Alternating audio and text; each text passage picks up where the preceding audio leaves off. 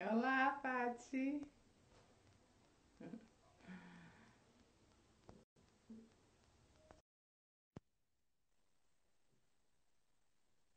Boa noite. Olá, deixa eu Olá, arrumar Patrícia. aqui. Tudo bom, Magna? Que bom, que alegria de ter aqui novamente. Sim, que bom, eu Bem-vinda fico ao, feliz. bem-vinda ao Instagram do Shalom São Paulo. Pois então, querida, tu me Patrícia, escuta? escuto bem. Você me escuta Bem? bem? Aham. Vocês nos escutam? Quem está chegando aí, quem puder sinalizar para a gente se está tudo bem, se está ouvindo. Boa noite, sejam bem-vindos. Vamos entrando. Quando vocês puderem dar um sinalzinho aí que estão ouvindo bem, a gente vai ficar mais tranquila, Ó, tá? tem uns acenos que sim. Né? Tá ok, ótimo. Patrícia, você Oi. falou na live passada que foi no simpósio, né, internacional lá em BH que você foi, se encantou com a Edith Stein. Eu achei aqui, ó. Ah, Você lembra sim. disso? Isso! É um caderno de resumos, né? Um folder. Isso aqui é um marcador de páginas. Eu achei no dia Sim, seguinte, abri um livro e estava lá, eu guardei aqui. Então foi de 25 a 28 de agosto de 2015, na Universidade isso, Federal de Minas Gerais, em Belo Horizonte, né? Que isso. ali foi o momento que você se encantou com Edith Stein. Eu tinha, Isso ter- mesmo. eu tinha defendido o doutorado no ano seguinte, 2014. E aí fui para Aham. esse já encantada, mas ali deu uma ampliada, assim, porque eu vi várias Sim, pessoas e, enfim, então foi muito bacana. isso mesmo. E é isso aí. Vamos entrando, pessoal. Boa noite. Tudo bem com vocês? Quem for chegando aí, quiser falar para a gente de onde vocês estão chegando, se são qual a cidade que você está, ou se é de algum grupo de estudos, vão se apresentando aí para a gente saber. Isso mesmo. É bacana, né? Reconhecendo as pessoas, assim, né? Porque tem muito a ver com isso que nós vamos tratar agora, que é a empatia, né? Uma forma de tu reconhecer outros diante de ti, né? Legal. Uhum, isso mesmo. É. Pessoal tímido aí, ninguém está falando de onde está chegando. Ó, Caxias do Sul, Muito bem. Surubim, Surubim. Pernambuco. Ó, do Sul, Pernambuco, São Paulo, Jovem Sarado, São Paulo, Uhum. Ivaneide, de São Aham. Paulo. Então a gente vamos começando, né, Patrícia? Aquecendo, Vamos. situando o tema, situando um pouco esse momento que o que nós temos para tratar hoje, São Paulo, bairro Ribeira, Aham. Guarapiranga. Ó, É. hoje nós vamos fazer assim, eu combinei com a Patrícia aqui, para a gente não, não deixar totalmente sem a participação de vocês, é importante, né? A gente vai abrir. Na semana passada deu um pouco de dificuldade nas... Boa noite, Cecília. Quando a Cecília Cecília. chega, a fotinho do cachorro, assim. Ó, tem um do Acre que participa do Jeffs ali, que legal, né? Vi que o pessoal da Missão Tabor entrou. Missão Tabor é um grupo que eu faço parte aqui na E, Arquidiocese de Porto Alegre. É. e cantam belíssimamente as músicas de TZ. Eu já assisti, muito bons vídeos. Sim. É, e você ia falando alguma coisa, Patrícia? Eu te cortei? Não, não, tava te esperando mesmo. Então nós vamos introduzindo aqui a temática, né? Hoje nós escolhemos sobre o tema, ó, a missão, aí, Missão Tabor, tá assistindo, Patrícia, olha aí. Legal. Jeffs presente. Muito bem. Ai, olha que amor. Então tá. Ai, gente, a gente se sente muito bem, né? Aqui com as pessoas e vai reconhecendo os nomes já do outro encontro, né? Muito legal. Isso mesmo. E aí nós escolhemos hoje o tema da empatia, né? Uhum. Sobre, a gente vai tratar um pouco dessa questão, sempre a partir da visão dele está, e a gente está vendo como a Maria Cecília, nós aqui somos vocês. Nós Você não somos sabe passando. isso. Eu lembro de você É, a cada instante. Cada vez que eu vou pegando um texto aqui lendo, eu digo, ai meu Deus, me dá aquele rigor da Maria é, Cecília, aquele jeito é, filosófico dela, né? Assim, de falar, é bonito. verdade, querida. Um rigor e ao mesmo tempo uma leveza, né? Bacana. Muito boa ser sua amiga. Isso mesmo.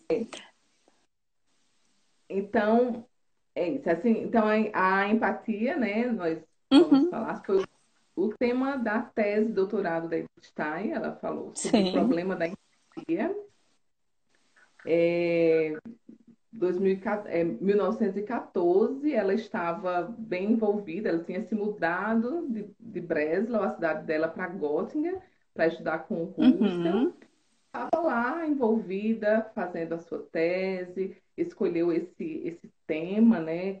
O Russell já se interessou Uhum. por isso, conheceu também o Max Scheler, que Sim. trabalhava essa temática, e quando ela estava bem envolvida nessa questão, surge.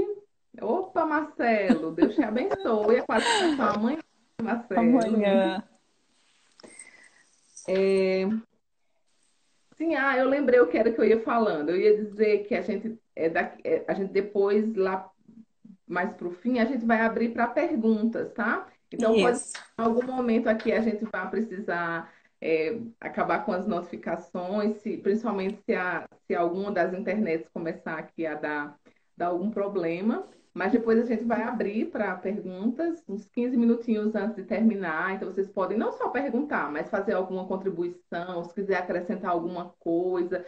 Nós sabemos que aqui tem vários estudantes também, pessoas que Uhum.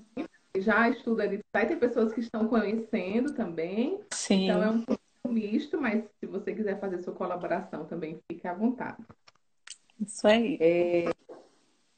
E aí, nesse período, né, que Edith Stein estava lá tão envolvida com a sua tese, no círculo de Göttingen, que era um círculo muito fecundo, muito frutuoso, conhecendo a fenomenologia, sendo Sim. orientada pelo Russell, né, que é o pai da fenomenologia. E aí, em 1914, acontece, né, aquela ruptura que é a Uhum. Primeira Guerra Mundial, explode a Primeira Uhum. Guerra Mundial. E Edith Stein estava, embora estivesse muito envolvida, mas os colegas dela começam a se alistar. Uhum. Interessante que na autobiografia dela é muito marcada por esse período da guerra, né? Então ela vai Uhum. narrando muitas coisas. E ali ela vai servir a Cruz Vermelha, né? Vai servir como Uhum. enfermeira. Ela disse que não tinha mais sentido viver ali aquele a vida pessoal dela, né? Então ela vai se colocar a serviço daquele grande acontecimento e acaba interrompendo um período, fica um tempo na Cruz Vermelha, depois ela fica esgotada, vem para casa para descansar um pouco, esperar ser chamada. Não é chamada novamente e retoma, só bem resumidamente. E aí, Isso. Patrícia, me veio essa curiosidade, assim, você que está nesse Aham. tempo doutoranda, escrevendo Aham. tese, estudando, e aí de repente essa pandemia aqui, né? Pois Esse tema então. tão desafiante, que não é uma guerra, mas até parece porque mexeu com o mundo todo, né? Então todos nós estamos de alguma forma afetados por essa pandemia. Eu queria Essa primeiro saber realidade. de você, assim, como é que está sendo para você em meio a tudo isso? É, estudar, escrever alguma coisa. Está conseguindo escrever alguma coisa? Já saiu algum parágrafo? Como é que Vamos está sendo lá. a experiência? Pois então, vamos muito, até eu acho que é uma forma, inclusive, empática também da gente colocar a condição humana neste tempo também, e com tantos colegas, com certeza, aí tô vendo o Úrsula entrar, olha, meu Deus, que responsabilidade. Tantos colegas que agora estão fazendo seus estudos mesmo de mestrado, de doutorado, pós-doutorado, mesmo nas graduações, ou mesmo quem está aí se familiarizando, né, inclusive pastoralmente, não só academicamente, com Edith Stein, o que chama atenção que talvez possa fazer uma identificação com o tempo dela e também com os estudos dela, com a forma de estudo, é que, querendo ou não, nós tivemos agora uma mudança, o mundo acelerou de uma hora para outra, né? Em 15 dias, 20 dias, nós estamos vivendo uma realidade totalmente diferente, em que a gente precisou muito rapidamente se reestruturar, inovar-se, aprender. Olha quantas coisas nós tenho certeza que em um mês, assim, cada um de nós aprendeu muita coisa que vinha talvez sendo algo que a gente estava pensando e agora precisou. Então, nesse sentido, eu vejo muita semelhança com o período em que Stein viveu os seus estudos, né? Porque foi um mundo que mudou muito rápido e principalmente para os jovens universitários daquela época, os jovens acadêmicos, eles fizeram um movimento, claro, de ir, né? Foram solicitados também a ir aos frontes de batalha. Stein assumiu também o papel do cuidado na enfermagem. Isso fez uma diferença muito grande, inclusive. Isso eu acho muito interessante, gente. Veja, aquilo que ela estudava tecnicamente, aquilo que era da letra do livro e que chamava a atenção dela, ali se torna vivência. Isso tem a ver com a própria forma com que ela enxerga a empatia. Ali se torna vivência na medida em que ela tem os doentes ali, em que ela vê as famílias daqueles que estão morrendo, onde ela vê que não são números, são pessoas ali com realidades várias, né? Onde ela vê os próprios colegas e ela que vinham numa efusão assim de pensamentos, inovando um pensamento, né? Que é a fenomenologia.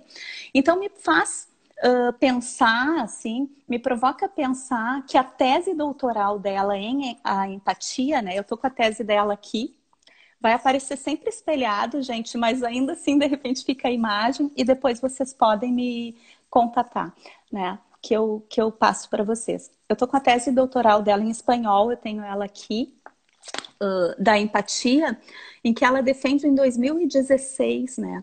E com certeza, acho que vem ao encontro de nós que estamos... Oi? 1900. 1900, o que eu 1900. falei? Eu tô com a tendência de falar 2000. Você Ah, falou 2006. ui, não, não, não. 1916 ela defende, então faz 100 anos, né? Da defesa, 104 anos da defesa. Ela é publicada em 1917, né? Então nós já tivemos até uma comemoração, uma edição comemorativa, né? Do centenário da empatia, da tese da empatia. E com certeza, para quem já teve contato com a obra, é uma obra extremamente densa, né? Ela parte daquele olhar da pessoa que um pouco nós discutimos semana passada, mas ela vai para a questão da intersubjetividade.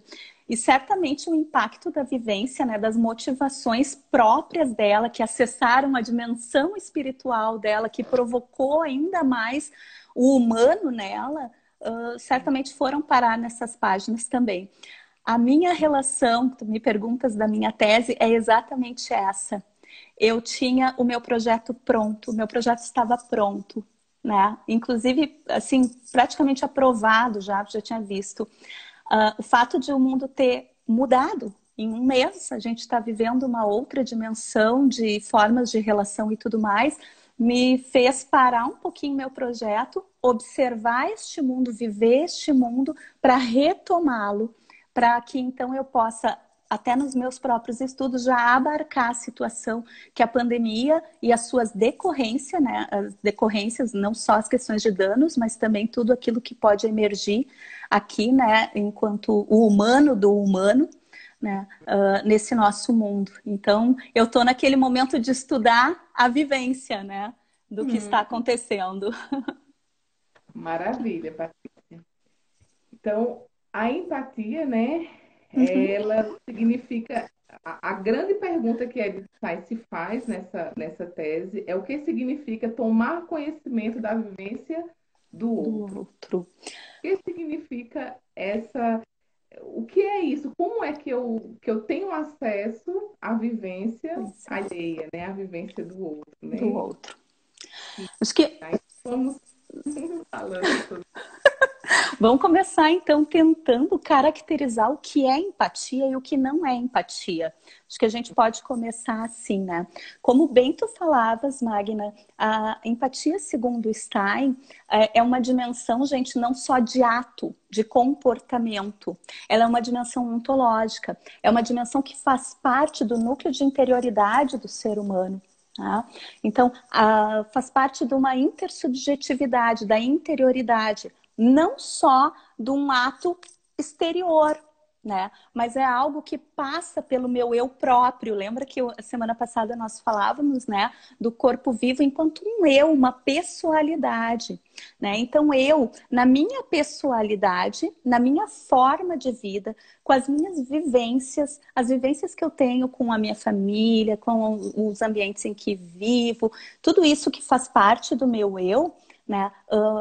Faz parte de um ser empático. A empatia não é só uma relação isolada, ela é uma relação, mas é uma relação que passa por uma identidade e aí sim uma relação com o outro.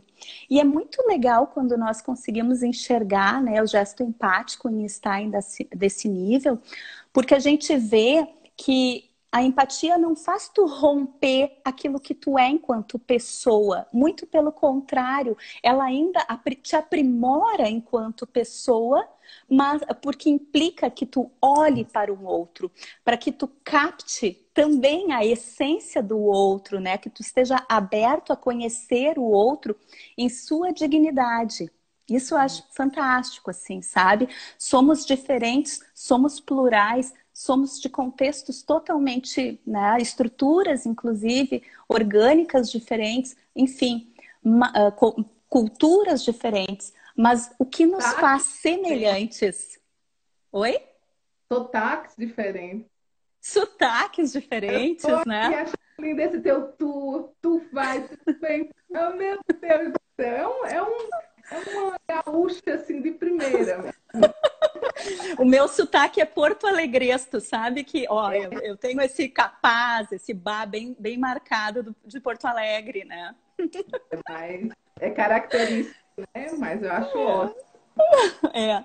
Veja, isso é muito interessante, ó. Com todas as singularidades, a gente se relaciona. Tu tem as tuas singularidades, as tuas vivências, o teu sotaque, a tua família, os teus contextos, mas nós nos identificamos enquanto semelhantes na nossa dignidade. Olha aqui, eu e Magna, por exemplo. Vamos pegar o nosso exemplo. Somos duas mulheres que fazem um estudo semelhante, que conseguem fazer trocas e não competitividade. Acho que isso é um dado importante na empatia, porque nós não nos identificamos só pelo aquilo que nos é semelhante enquanto vivência, mas a gente empatiza no momento em que a gente se reconhece valorizando o outro também, e o outro nos valorizando, né? Também. Quando a gente sai daquela dimensão de só coexistir para conviver, para trocar, para nos aprimorarmos enquanto seres humanos em relação, né? Uhum. A gente empatiza em muitas coisas, né? Nas nossas vivências. Se, e aqui tem um dado importante, se essa dimensão do espírito, eu lembro que semana passada eu falei um pouquinho da dimensão da dinâmica, né? Da dimensão espiritual de abertura e fechamento, né? Se a gente está também numa dimensão de abertura ao outro. O que o outro representa para nós? Que valor nós damos ao outro em sua dignidade, né? Como é o outro diante de mim? Qualquer outro, né? Como sou eu diante do outro, né? Então tem várias questões assim que a empatia nos provoca. Uhum. É importante essa questão da empatia como algo relacional, né? É, De, esse ato imediato que nós empatizamos, que nós reconhecemos o outro como semelhante, mas essa questão de perceber a singularidade e, ao mesmo tempo, perceber a, a singularidade é, mas não há essa fusão, né? Eu reconheço o outro, a isso. alteridade, essa palavra que eu estou procurando, a alteridade do Aham. outro. Eu estava Isso. revendo aqui esse livro que você comentou a semana passada, A Arte de Educar por uma Pedagogia Empática, em Edith Stein, né? Eu lembro, Aham. Patrícia, que quando eu peguei esse livro, eu peguei teu artigo e ele ficou todo rabiscado. Eu marcava assim, linha por linha, porque eu gostei muito, porque era uma educadora falando de empatia, né? E foi muito, muito forte. E aí, a frase que você retomou a semana passada, que tem a ver também com empatia, né? Quando fala da educação, o que é a educação? Educar significa guiar outros seres humanos de modo que se tornem o que devem ser. Não se Uhum. pode fazer isso, portanto, sem saber o que é o ser humano, a que ele se assemelha, para que deve ser guiado e quais são os caminhos possíveis. A Sim. educação, ela pressupõe essa atenção realmente, né? Essa coisa empática, Ah, porque eu preciso, para levar o outro a ser o que deve ser, eu preciso saber identificar ali um ser humano que é um outro ser humano que eu não tenho domínio sobre ele, não sei quem é aquela pessoa, é sempre um ser desconhecido, né? é. Interessante que nós somos mães também, nós estamos aqui falando numa perspectiva acadêmica e tal, mas somos mães, e interessante quando a gente percebe assim, cada filho como verdadeiramente é único, né? É um Vive eu. no mesmo espaço, os mesmos pais, tal, mas perceber essa singularidade, né? Que não por mais próximo que a gente esteja, mais se identifica, a gente não há uma fusão, né? É É. algo muito. Eu sei que eu estou misturando assuntos aqui. Não, mas vamos lá, eu consigo. Uhum. A A gente... empatia também está aí nessas relações, né? Não Sim. é só isso, mas enfim, É. destrincha isso aí que eu estou falando. Eu joguei a Vamos ver se bola eu para você. consigo. Você que é boa de vôlei, eu vou Ah, jogar. levantadora. Ah, sabe, Magna, assim, ó, que a educação, e Stein coloca isso, né? A via empática pela educação. A educação é um caminho muito, muito privilegiado por desenvolvimento integral da pessoa, né? Foi o que semana passada falamos, inclusive o desenvolvimento empático. Veja, quando nasce uma criança, isso a professora Ângela fala, até vou pegar o livro aqui. Quando nasce uma criança, no desenvolvimento, né, do bebê, enfim, nós todos passamos por esse momento da nossa vida, da nossa história. Uh, nós nascemos enquanto potência, nós temos potências, né, que vão se desenvolver ou não de acordo com, né, vai se tornar ato, vamos falar uma linguagem um pouco mais fenomenológica, talvez, né, vai se tornar ato na medida em que aquilo for também estimulado, favorecido. E o outro aqui, né, a mãe, e pode ser a pessoa que faz o papel de maternagem, nem sempre é a mãe biológica, né, mas a pessoa em que faz o papel de maternagem, o papel de paternagem do pai, as pessoas que em volta estão, os irmãos ajudam demais como um semelhante ali, até porque fisicamente são os mais próximos normalmente, né, dependendo daquela criança, mas assim, ou tem linguagens próximas, né? Às vezes, quem tem mais de um filho sabe, às vezes uma criança consegue explicar e ensinar melhor do que um adulto a outra criança, né? Veja, então, esse desenvolvimento, essa potência empática, do qual faz, como falei, né, como um dado ontológico, então essa possibilidade de desenvolvimento empático, ele precisa ser acionado, né? Essa dimensão espiritual do bebê precisa ser acessada, estimulada, desenvolvida, né? Para acionar justamente aquilo que o motiva, que o estimula a ir, né? E nesse sentido, a educação tem um papel fundamental, porque a educação enquanto um gesto que forma pessoas, formação não que coloca numa forma, como falava, como uma forma, não, mas que vê, que permite o ser humano ir ao encontro da sua forma própria, a sua forma originária, a sua essência própria, o seu tempero próprio, o seu jeito muito próprio de ser pessoa, e que é único, como tu falavas. Nessa questão, acho muito interessante o papel aqui de empatia, do desenvolvimento empático, que os próprios educadores, veja hoje mesmo, né? Quantos educadores estão se esforçando, se desdobrando, inovaram, renovaram. Nossa educação tinha a mesma forma por séculos, gente. 200 anos do mesmo modelo educacional que em um mês, em 15 dias, alguns educadores tiveram que se reestruturar, se ressignificar, encontrando novas formas de ensinar. Por que alguém faz isso? Por que alguém faz isso? Pode ser, pelo salário que ganha, porque isso. Mas não é só. Por que alguém faz isso até o fim, sabe? Pelo outro, para que o outro realmente aprenda, para que o outro seja investido.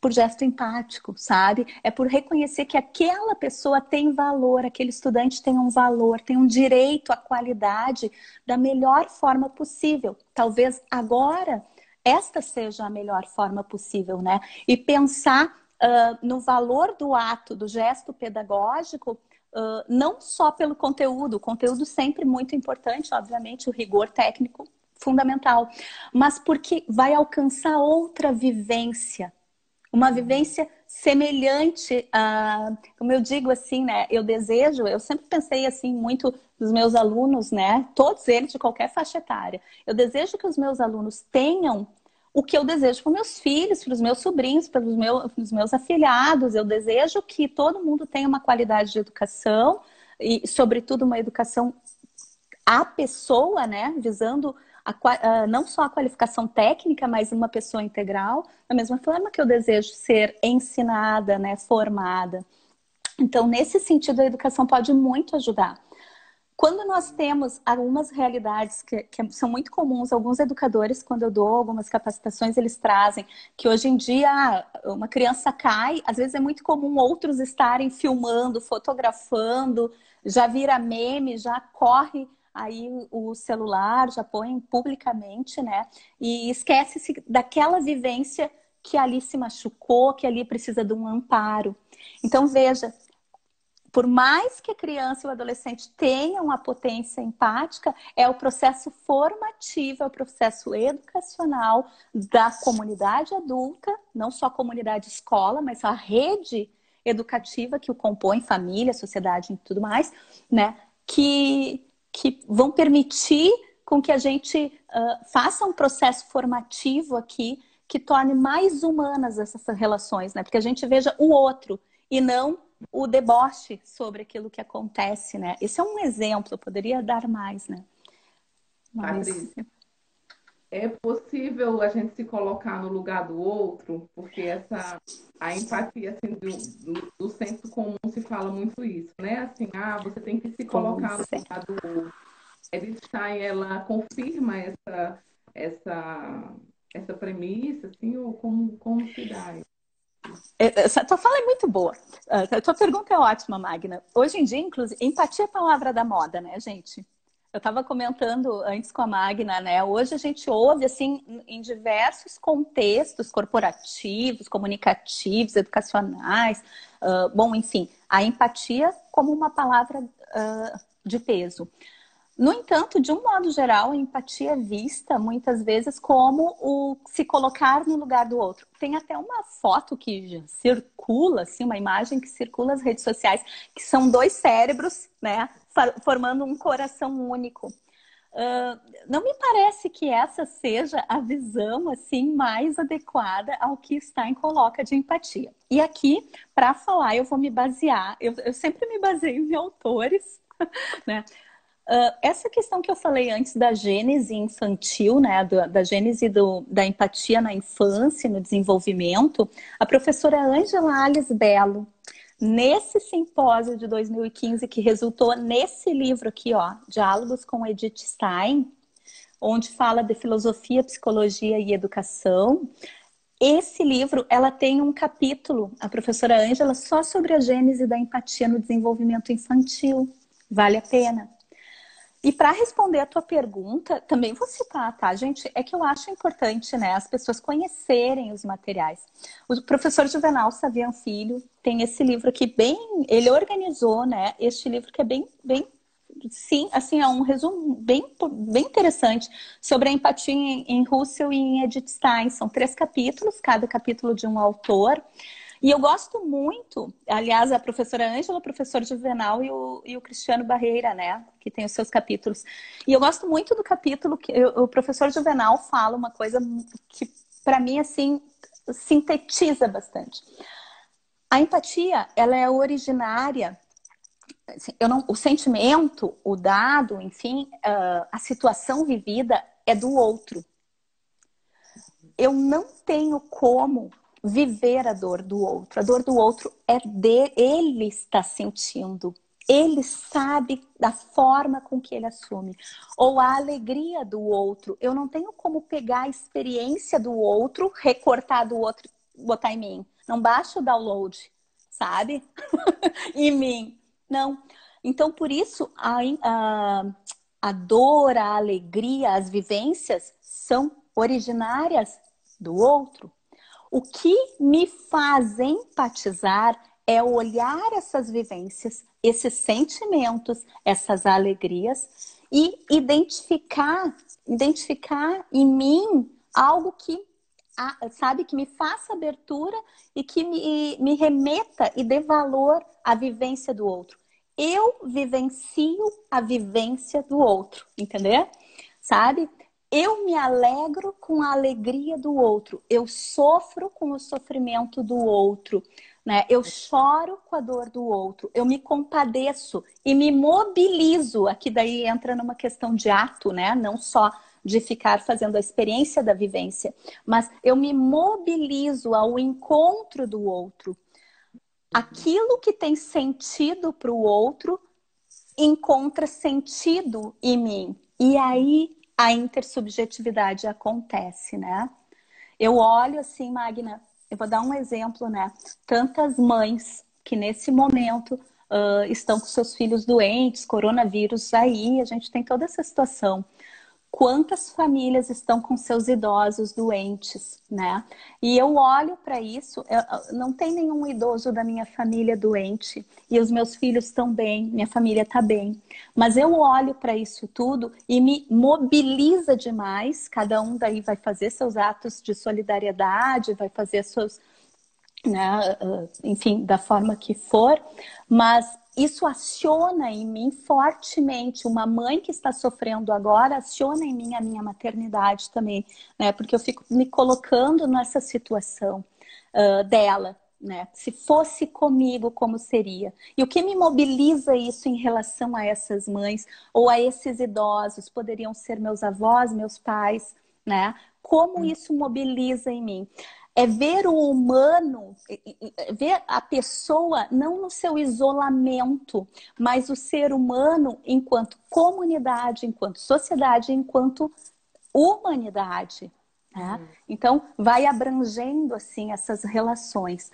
Isso eu acho muito interessante, né? E fundamental, porque a empatia ela não é só uma solidariedade, mas ela é um canal de identificação do humano em nós, sabe? É.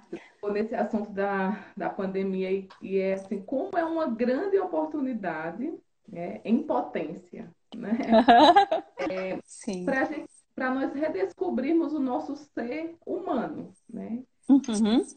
Independente de onde nós estejamos, assim, mas como o sentimento, a dor, a tristeza, a angústia, o medo, solidão, são sentimentos tão profundamente humanos, né? E que a gente É, pode reconhecer aquilo ali no outro, né? é. É como você, assim, não de forma originária, como o Edith Stein também dizia, que nós não podemos sentir, mas isso nos aproxima na Isso. humanidade mesmo, né? Co-originária. É, em nós é co-originária do que é Originária. original do outro. É muito Esses interessante dias essa eu ouvi abordagem. uma moça conversando por telefone, ela falando assim que ela está num grau de ansiedade tão grande que ela não Sim, consegue dormir mais de 2 horas por noite, acorda com medo dos filhos adoecerem, dos filhos morrerem, e é algo incontrolável, ela falava. Tá tendo muita diarreia, então um sim. quadro assim, de ansiedade muito forte. Eu não posso originariamente me colocar no lugar dela, vamos dizer assim, Uhum, porque eu não consigo me colocar nesse grau né? Mas eu também não uhum. posso dizer assim, você está sendo Não. exagerada, isso é exagero, Uhum, seus filhos estão bem, isso é um exagero. Porque em mim eu sei o que é ansiedade, eu sei o que é medo, eu sei o que é a dor de ter um filho potencialmente. uhum. Então, essas experiências, embora não sejam originariamente em nós, mas nós sabemos reconhecer, né? Aquilo que é É. meu, aquilo que é do outro. E nem vou ficar também me sentindo culpada porque, eu não consegui entrar na dor dela, né? Aham. Conversei, acalmei, falei, inclusive, que ia rezar por ela, estamos disponíveis. Mas é a minha forma de compreender aquilo que ela vive, mas eu não estou sendo insensível se eu não sentir na mesma medida, né? Sim. Assim, é exatamente, empatia, eu estou dando exemplos para ir Uhum, favorecendo essa possibilidade de a gente perceber a dor do outro, porque a dor, a alegria, os sentimentos, porque nós também somos humanos e sentimos aquilo também, mas ao mesmo tempo a dor dela é a dor dele, a dor dela, a minha dor é a minha dor. Eu tenho outras dores, eu tenho outras lutas, eu tenho outras, né? Então é. essa beleza de poder compartilhar esse ser humano, né? É, não, e aqui a gente pode pensar então na empatia com as suas dimensões diferentes. Acho que tu traz um exemplo que pode fazer pensar assim, ah, tem esse dado de semelhança do qual a gente se identifica muito mais proximamente, né? Eu dei o exemplo de repente, pessoas que têm vivências semelhantes. Bom, mas às vezes as nossas vivências não são semelhantes. Uhum, Então, onde a gente se identifica? Né? uhum, E aí é muito interessante a gente pensar naquilo que antes falava, né? Do humano em nós, né? uhum, Somos pessoas humanas que aspiram por sentido de vida, por gosto uhum, de vida, né? Porque se não for assim, a gente pode estar até adoecido, né? Então, vai pensar, porque o natural é a gente aspirar a vida, querer a vida, né? Descobrir o mundo. Olha as crianças, né? Quando eles querem descobrir o universo. Então, isso é muito interessante. Por outro lado, vale a pena pensar assim, no outro comigo, né? E esse aqui, o artigo do professor Cristiano, naquele livro que o Juvenal organizou, né? Empatia em Russell e Stein, traz muito, muito bem, assim, né? O outro comigo. Então, tem relações muito próximas aqui. Nós estamos juntas, né? Tu estás comigo, eu estou contigo, né? Aqui é fácil identificar uma empatia até entre nós. Mas às vezes não, o outro diante de mim. Quem é aquele outro, como antes eu falava? Pode ser uma pessoa com uma vivência totalmente diferente, com valores, inclusive, de vida, assumindo posturas diferentes da minha. Né? Então aqui provoca pensar no que aquele outro gera também em mim e o quanto de relação aqui pode ser feita. Nesse sentido, gente, está em trás a empatia para além da simpatia.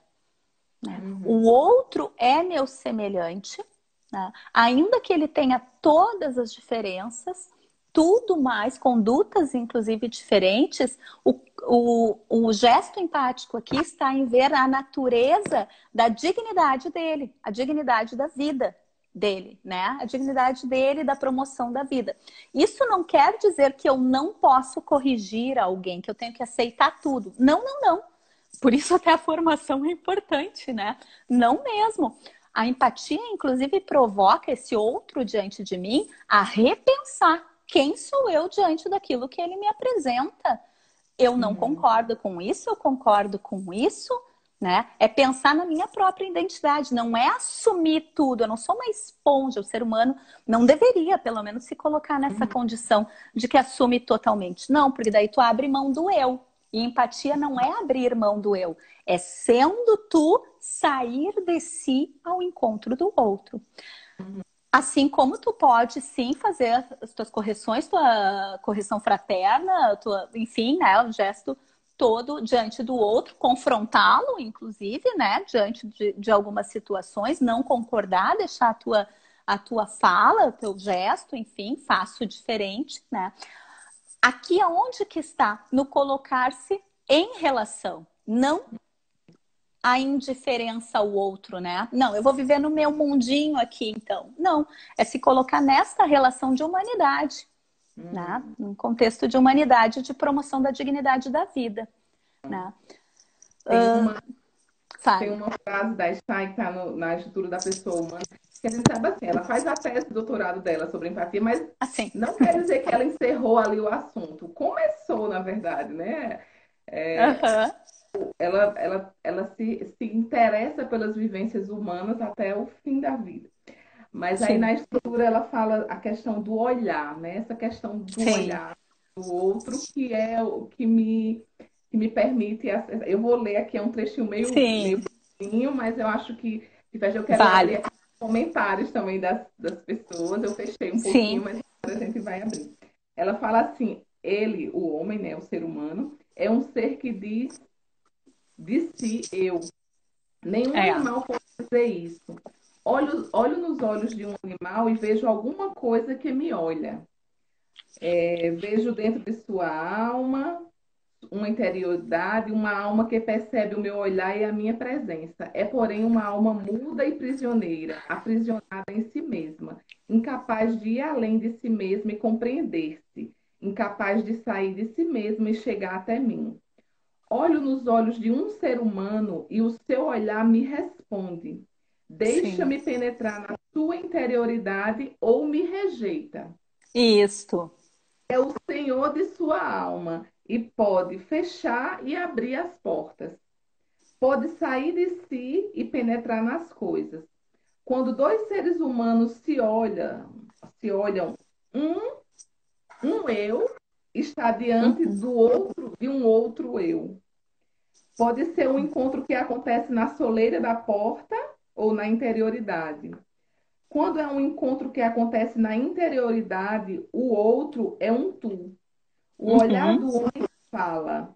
Um eu dono de si, vigilante, me vê. Dizemos também uma pessoa espiritualmente livre. Ser Uhum. pessoa quer dizer ser livre e espiritual. O ser humano é uma pessoa e isto o diferencia de todos os seres naturais, né? Então, É. essa é também essa experiência, né, que abre Sim. essa experiência empática, o olhar, né? É interessante aqui que eu estou olhando para a câmera, porque eu sei É. que aqui eu vejo as pessoas, mas a minha tendência é olhar para os teus olhos e eu olho para baixo aqui, porque Aham. a gente quer se olhar nos olhos, né? Aham. Sim. É, é pelo olhar que a gente se expressa, que a gente externa, né? Então, o ser humano que pode viver encontros profundos através de um olhar, Um né? olhar. De interioridade do outro, ou não. Você pode simplesmente Sim. não querer Fugir. assumir, né? Fechar, É. olhar, disfarçar, não querer entrar na interioridade, ou não se permitir deixar, enfim. É. Eu me lembrei agora até de um outro autor, que eu não vou. O olhar é a janela da alma, né? Comentários, tá, pessoal? Os comentários estão Ah, ativos, isso. a gente vai, Tá. vai trocando. Isso, porque o olhar de fato, assim, né? Enquanto educadores, assim, quando a gente busca o sujeito, a pessoa na sua inteireza, normalmente aquele educador que é um investidor do humano, normalmente ele capta muito pelo olhar, né? Ele chega a convocar um aluno quieto, solitário, às vezes, pelo olhar. Às vezes não é nem pelo toque, né? Mas pela forma com que tu me olha, porque tu investe em mim, ou como tu falava, ou pela apatia que a gente vê. Tem pessoas que a gente, inclusive isso é um dado, eu fui psicopedagoga em consultório, né? E uma das coisas, eu atuei em consultório durante 4 anos, e uma das coisas que faz muito parte da terapia psicopedagógica, né? Mas a psicoterapia também é analisar, identificar o olhar das pessoas, né? De como elas olham diante das situações em que elas vão falando, né? Ao mesmo tempo, aqueles olhares através, parece que não se fixam em nada. O que revela uma pessoa que não concatena, não conecta o seu olhar com os outros, né? O quanto ela pode estar ou perdida em si mesma ou não se vinculando mesmo numa comunidade. Veja, né? Essa questão mesmo que tu trouxeste do universo digital que todos nós estamos enfrentando. Claro, todos nós, olha só, veja, olha, vamos para o dado empático aqui. Não, tem pessoas que não têm o acesso digital que nós temos, né? Mesmo a gente tem que fazer, é uma intencionalidade pensar que nem todo mundo tem a mesma vivência que nós, né? Tem pessoas que nesse momento não estão com as mesmas possibilidades de recurso comunicativo e elas estão experimentando um mundo de um jeito diferente, né? Então, pensar sobre isso assim, sabe? Falavas, né? Digitalmente, nós estamos nos comunicando e estamos nos olhando, mas à medida também que nós temos as possibilidades para isso. Então, aqui não é só o quanto eu estou me colocando, mas também o quanto o ambiente favorece a vivência empática, né? E aqui é interessante pensar no quanto as comunidades em que nós vivemos impactam nessa formação empática de cada um, né? Que também é um dado interessante.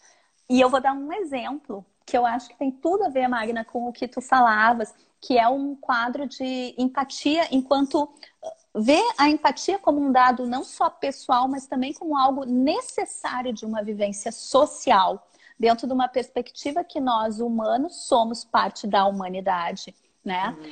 Quando Stein escreve a autobiografia dela, sabem que eu sempre fiquei assim, a primeira vez que eu tive acesso à autobiografia ainda era em língua.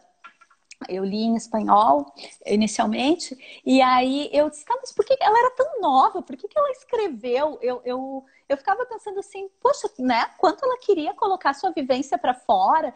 Eu tive uma visão de que ela estava meio que no livro Confissões, assim, de Agostinho, que Agostinho faz as suas confissões num eu, né? A primeira escrita autobiográfica, assim, né? Da história é Confissões de Agostinho, né?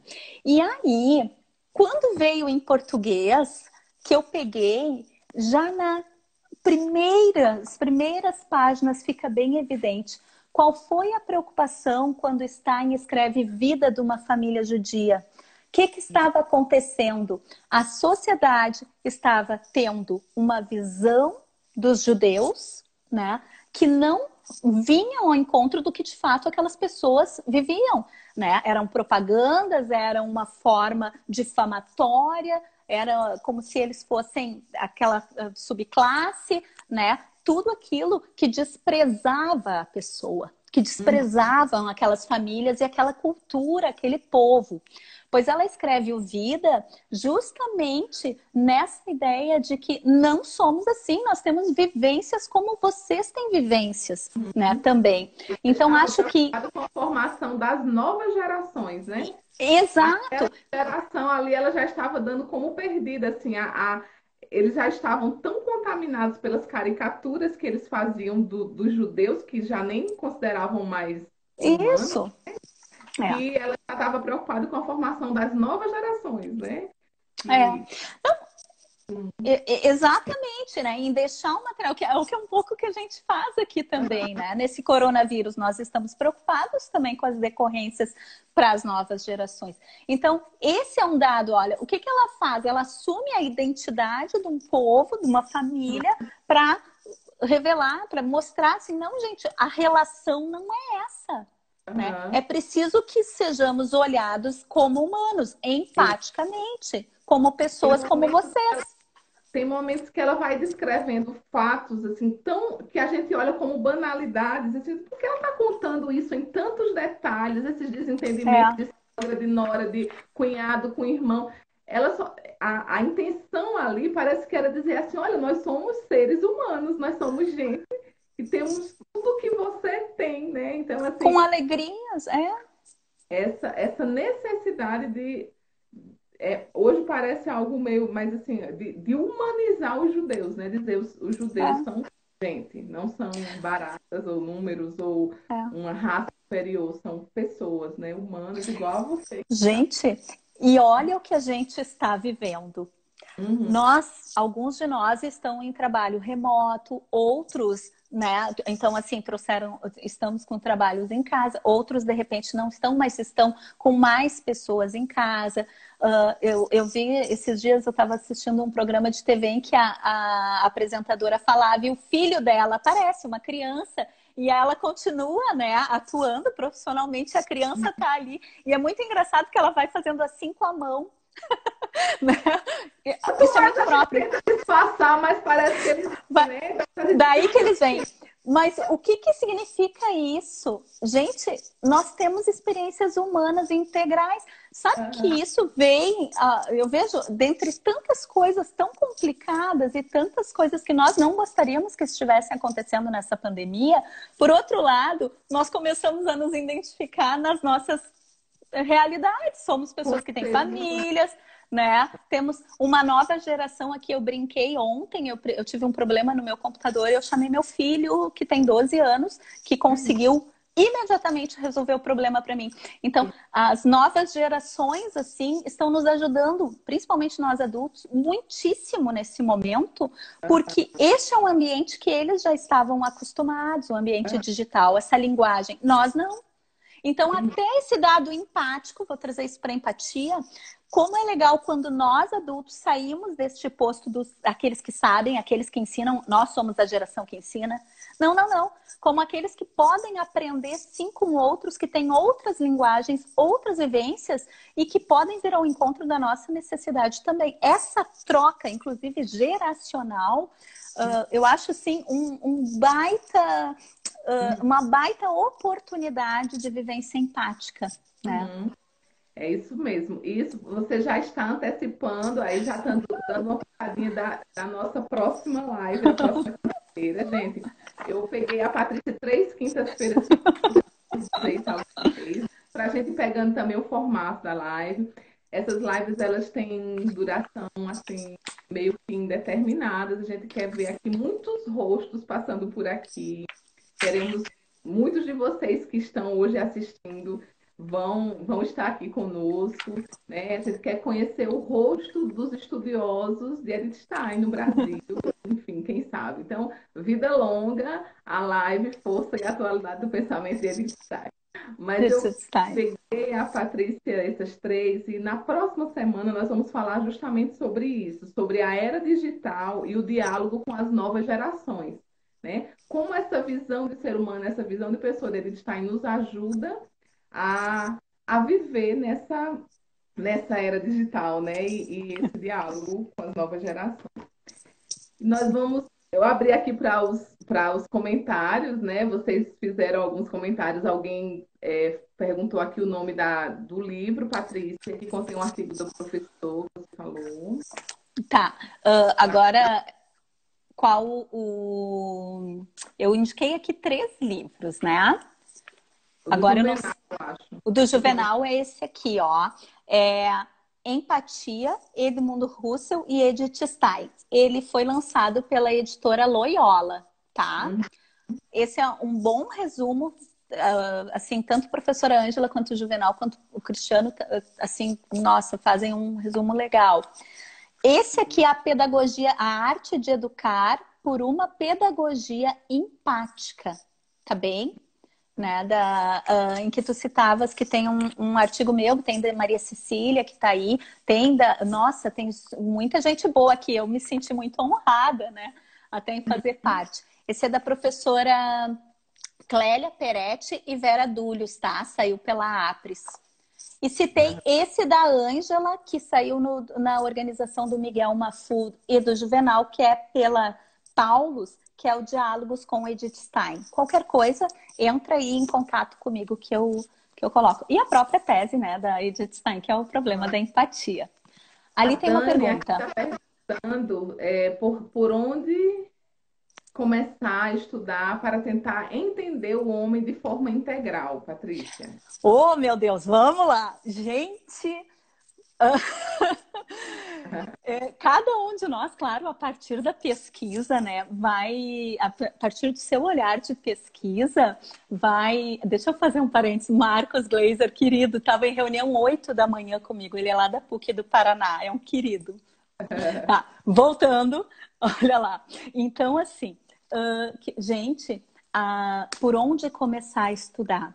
Depende muito também daquilo que a gente quer. Semana passada eu falei em termos educacionais, os escritos antropológicos e pedagógicos, principalmente, né, a estrutura da pessoa humana, com certeza. Se tu queres estudar empatia em Edith Stein, eu sugiro alguns comentadores junto com a tese, porque a tese ela é bem puxada. Quem é mais da filosofia talvez tenha muito mais facilidade na fenomenologia, mas para quem talvez venha de outra área, e dependendo se tu não tem uma proximidade com a fenomenologia, ela se torna assim bem densa. Então, daí vale os comentadores. Eu indico muito, assim, pelo menos para mim, tá, gente? Aqui eu vou fazer o meu olhar, a minha vivência, talvez não seja a mesma de outros pesquisadores. Para mim, me ajudou muitíssimo a professora Ângela Alisbello, falando de empatia. Tem muitos artigos da Ângela que a gente acha assim pela internet. Professor Juvenal Savian Filho, muito. E tem um livro que para mim assim foi excelente. Ele saiu quando eu já estava concluindo a minha dissertação, que é do Francesco Alfieri. Se eu não me engano, é a construção da pessoa humana. Cecília deve saber com mais certeza o título, que a Clio e a Cecília ajudaram, né, na organização, que é do Francesco Alfieri. Aquele livro, para mim, me ajudou bastante, porque ele tem tanto uma linha histórica, quanto ele pega, fala da pessoa humana, inclusive da questão empática, mas ele tem um glossário no final. Aquele glossário me ajudou muito com os termos fenomenológicos, né? Esses eu fui pegando junto com a tese da empatia dela, né? Bom, e depende, né? É que depende muito do estudo que tu for desenvolver, né? Como eu faço em teologia, eu também usei muito o Ser Finito, Ser Eterno, mas também com comentadores, porque ele é um livro denso, né? Aliás, para quem faz teologia, gente, né? No meu caso, o meu doutorado é em teologia, né? Então, eu ouso, né? Ali, ó, Pessoa Humana e Singularidade em Edith Stein. É esse o livro, o Marcelo ali sugeriu. Bom, e então na teologia a gente já vê a abertura da empatia para o dom de si. O finito e eterno, a Edith Stein traz a questão do dom de si. E ela usa a base fenomenológica empática, né? Que é uma coisa muito forte para nós. O Shalom, eu sei que tem fortemente, né, a questão do ser dom, né? Então, ser dom a um outro, né? Ser paz no mundo, é muito interessante, né? A Jaque passou ali falando para a gente divulgar o site. Nós temos um site, gente, né? edithstein.com, né, .br. Nós somos cinco mulheres pesquisadoras, cada uma do lugar do país aí, de áreas diferentes, em que lá a gente tenta fazer um repositório, inclusive com indicação de livros, de autores, de grupos de estudos que tem pelo país, né? Também. Então, e por lá, assim, pode mandar um e-mail, pode se cadastrar para receber newsletter, né? De quando a gente tem eventos no Brasil. É isso aí. Muito bom, Patrícia, muito obrigada. Nós temos. Já acabou o nosso tempo, né? É um tempo bom. Então fica o convite para vocês, para todos vocês, e convidem outros para que na próxima semana a gente esteja falando justamente sobre isso, a era digital e o diálogo com as novas gerações. Então fico aqui meio que em aberto, com gostinho de quero mais, né? A questão da empatia, que é essa via de mão dupla, né? Em que eu reconheço. Ele está dizendo 28 segundos, restando. A importância do autoconhecimento tem tudo a ver empatia com Isso. autoconhecimento, porque eu preciso me conhecer também, eu vou me conhecendo através do outro, né? Ao olhar do outro. E boa noite, minha gente. Ai, que Boa lindo. noite. 10 segundos. Beijo, tchau. Gente, Deus tirem uma abençoe. foto e nos mandem. Até quinta. Tira a foto aí da gente, que a gente já vai.